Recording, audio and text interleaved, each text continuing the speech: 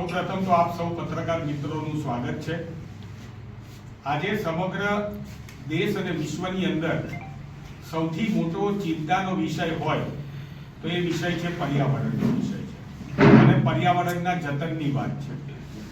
આ પર્યાવરણના જતન માટે થઈને આપણા ભૂતપૂર્વ મુખ્યમંત્રી અને હાલના વડાપ્રધાને એક ચોપડી એટલે કે બુક પણ લખી હતી, જેની અંદર પર્યાવરણના જતનની ખૂબ જ મહત્વની વાતો કરી હતી।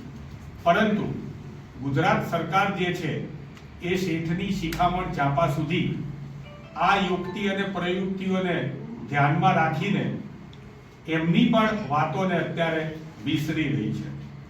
ખાસ કરીને આજે કચ્છની અંદર માંડવીમાં બાડા ગામ જે છે અને એની આજુબાજુના 20 ગામો છે, ત્યાં 3500 કરોડના રોકાણ સાથે એક કેમિકલ બનાવતી કંપની GHCL જે છે તે આવી રહી છે। ના માત્ર આવી રહી છે, પરંતુ ગુજરાત સરકારે એ આ GHCL કંપનીને 1200 થી વધારે એકર જમીન જે છે એ ફાળવી દીધી છે, એટલે કે એમને આપી દેવામાં આવેલી છે। 70% જમીનોનું સંપાદન પણ કરી દેવામાં આવેલું છે।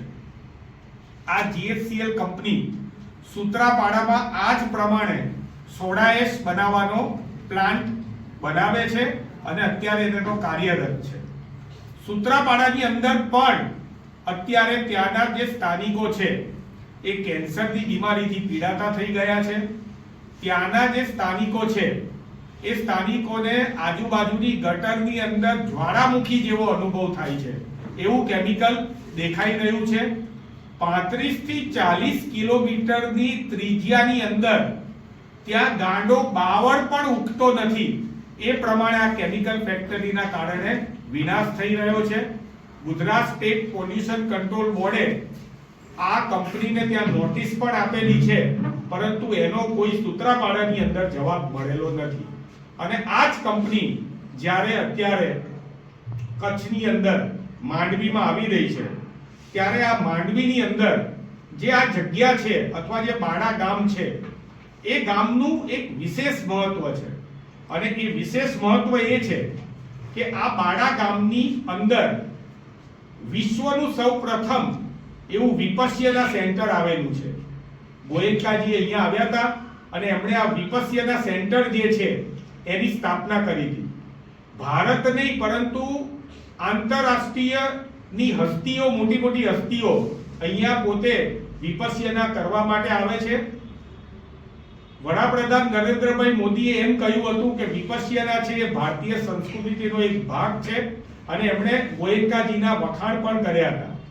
આ વિપશ્યના સેન્ટર જે છે એ આ કંપનીના આવવાથી પહેલા તો બંધ થઈ જશે અને ભારત જે સંસ્કૃતિનું જતન કરે છે, સંસ્કૃતિનું જતન કરે છે, એ જતનની અંદર આ વિપશ્યના સેન્ટર સંપૂર્ણ રીતે નાબૂદ થઈ જવાનો ભય તોડાઈ ગયો છે।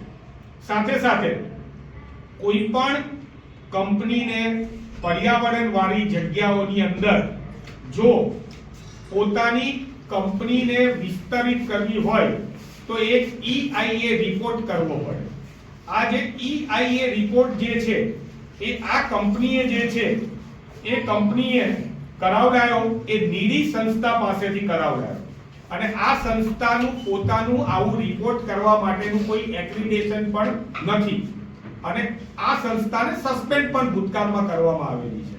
આ કંપની દ્વારા આ રિપોર્ટ કરવામાં આવ્યો, એની અંદર સૌથી વધારે મહત્વની વાત, અને હમણાં જ મેં એક પોસ્ટ જોઈ છે અને જે છે હર્ષભાઈ સંઘવીની, એમણે આજે 4 ડિસેમ્બરના રોજ 2024ના રોજ જે પોસ્ટ ઇંગ્લિશમાં કરી છે એનું ગુજરાતી થાય છે કે આ ખાસ દિવસે ગુજરાત સરકાર વન્ય જીવનની ઉજવણી કરે છે અને આપણા રાજ્યને સમૃદ્ધ બનાવે છે।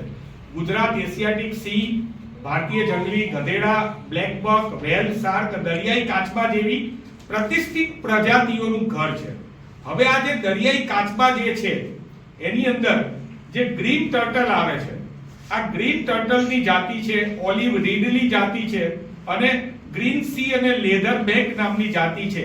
આ સંરક્ષણના શેડ્યુલ નંબર 1 માં આવે છે અને આ જાતિ માત્ર ને માત્ર આ કંપનીને જે જમીન ફાળવવામાં આવેલી છે તેના દરિયાકાંઠાના વિસ્તારમાં ઈંડા મૂકે છે અને તે ત્યાંના ફોરેસ્ટ ડિપાર્ટમેન્ટે સાબિત કરેલું છે, ફોરેસ્ટ ડિપાર્ટમેન્ટે પણ કરેલું છે અને આ પ્રજાતિ જે છે એ નાશ થતી પ્રજાતિમાં આવે છે.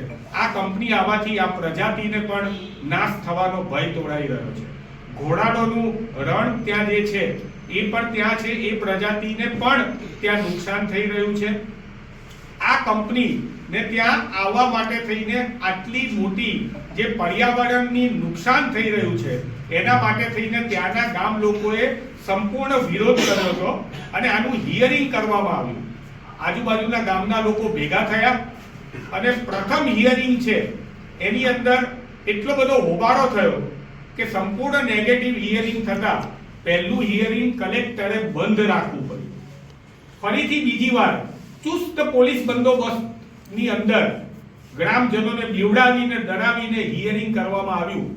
તેની અંદર પણ 5000 થી વધારે ગ્રામજનોએ એટલે કે 90% લોકોએ આ પ્રોજેક્ટનો વિરોધ કર્યો છે. આ પ્રોજેક્ટ ના આવવો જોઈએ એવી વાત કરી છે. ગ્રામજનોએ કહ્યું કે અમારે ત્યાં લગભગ 10,000 જેટલું પશુધન છે એટલે કે ગાયો છે. ત્યાં અમારે ત્યાં અમે ખેતીવાડી કરીએ છીએ. સમગ્ર આજુબાજુના બાડાના આજુબાજુના 20 ગામોનું ટર્નઓવર જે છે ખેતીવાડી અને પશુધનનું અને બાકીનું બધું એ લગભગ 200 કરોડ જેટલું ટર્નઓવર છે. અહીંના ગામના લોકોને કોઈ પણ જાતની રોજગારીની તકોની જરૂર નથી. એમને ઓલરેડી પોતે પશુપાલનથી અને બાકીના અન્ય ધંધાઓથી રોજગારી કરી રહ્યા છે. આ જે કંપની બનવાની છે ત્યાં 500 થી પણ વધારે રાષ્ટ્રીય પક્ષી એટલે કે મોરની વસાહત છે. આ મોર પણ ત્યાં લુપ્ત થવાના છે. સાથે સાથે માંડવીની અંદર ગુજરાતની અંદર એકમાત્ર સરકારી મરીન સાયન્સ એન્જિનિયરિંગ શીખવાડતી જે કોલેજ છે જેમાં સમગ્ર દેશમાંથી વિદ્યાર્થીઓ મરીન સાયન્સ માટે ભણવા આવે છે. એ પણ જે છે એ મરીન સાયન્સનું હવે શું ભણશે, કારણ કે સરકાર જે છે એ આ પ્રમાણે આખી પર્યાવરણના ભોગે એ આટલી મોટી જમીન આપી દઈ રહી છે.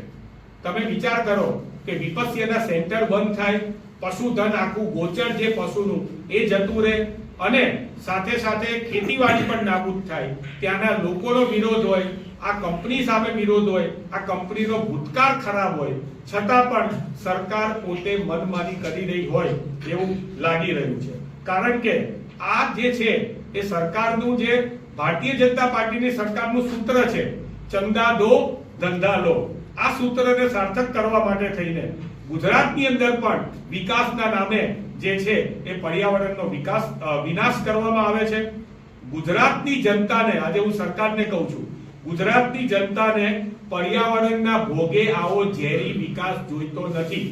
ત્યાંના ગામડાના લોકોએ, ત્યાંની વિપસ્યના સેન્ટરે, ત્યાંના કચ્છનું મહાજન પ્રજા બહુ જ મજબૂત છે. ત્યાંના મહાજનોએ વડાપ્રધાન શ્રી મોદીથી લઈને માનનીય મુખ્યમંત્રી શ્રીને પણ આ બાબતનો વિરોધ કરેલો છે. કચ્છની અંદર ગૌધન, પશુપાલન, ખેતી, પર્યાવરણ અને વિપસ્યના સેન્ટરને નાબૂદ થતું અટકાવવા માટે થઈને GSCL કંપનીને ફાળવવામાં આવેલી જમીન એ તાત્કાલિક ધોરણે રદ કરવામાં આવે તેવું ગુજરાત પ્રદેશ કોંગ્રેસ સમિતિ સરકાર સામે માંગ કરે છે અને અનુરોધ કરે છે. અને જો આ ફાળવણી રદ કરવામાં નહીં આવે તો ગ્રામજનો અત્યારે જે સતત 2 વર્ષથી લડાઈ લડી રહ્યા છે એને કોંગ્રેસ પક્ષ ટેકો આપશે. આ વાતને વિધાનસભાથી લઈને સંસદ સુધી અને રોડથી લઈને એ સડકથી લઈને સંસદ સુધી આ વાતને ઉજાગર કરવામાં આવશે. અને ભારતીય જનતા પાર્ટીના જે 2 મોઢા છે, એક તરફ વડાપ્રધાન શ્રી પોતે પર્યાવરણ ઉપર બુક લખે, એક તરફ ગુજરાતના હોમ મિનિસ્ટર છે આજના જ દિવસે દરિયાઈ કાચબા માટે થઈને ગર્વ અનુભવે, અને બીજી તરફ આ વન સૃષ્ટિ, જીવ સૃષ્ટિ અને પર્યાવરણને નાબૂદ કરવા માટે થઈને GSCL કંપનીને આ 1200 એકર જેટલી જમીન એ સરકાર દ્વારા આપી દેવામાં આવે. આ 2 મોઢાની વાતનો એ ગુજરાત પ્રદેશ કોંગ્રેસ સમિતિ વિરોધ કરે છે. સેન્ટર છે ગુજરાતનું નહીં પણ ભારતનું પહેલું વિપસ્યના સેન્ટર છે. ભારતની સંસ્કૃતિને બચાવવા માટે થઈને વિપસ્યના જરૂરી છે એવું વડાપ્રધાન શ્રી નરેન્દ્રભાઈ મોદી વારંવાર બોલી ચૂક્યા છે. આ વિપસ્યના સેન્ટર આખું ત્યાં નાબૂદ થઈ જવાનું છે.